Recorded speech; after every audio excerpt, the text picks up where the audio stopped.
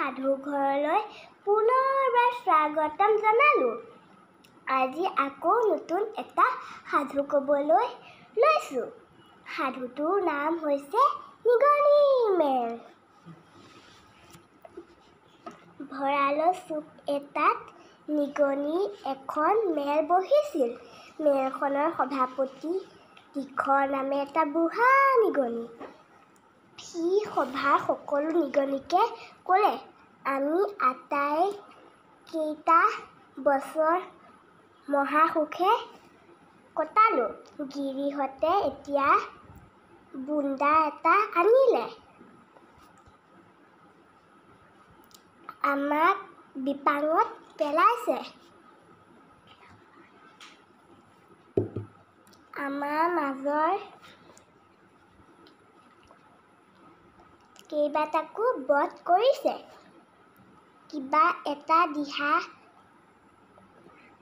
কৰিবই লাগিব, নহ'লে আমি সকলো মৰিব লাগিব।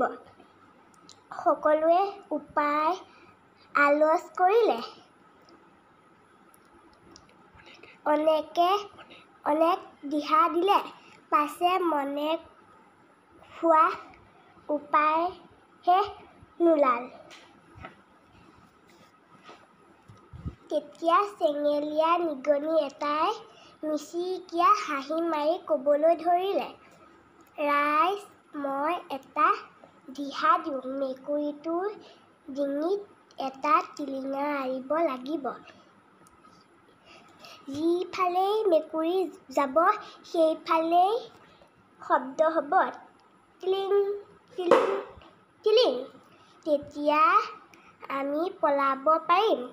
নিগনিটোৰ কথা শুনি সকলোৱে উত্তম উত্তম বুলি শলাগিলে।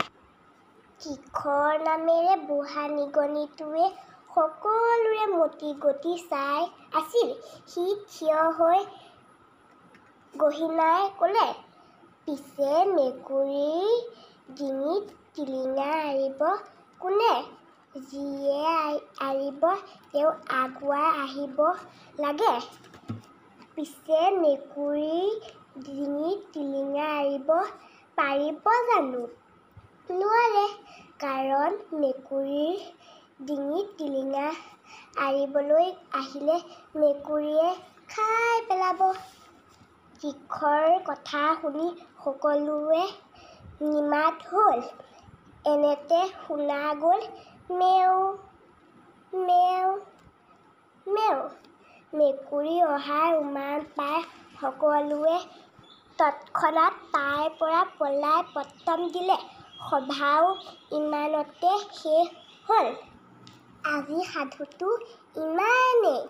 যদি ভাল লাগিল মোৰ চেনেলটো ছাবস্ক্ৰাইব কৰি দিব, লাইক কৰিবলৈ নাপাহৰিব কিন্তু।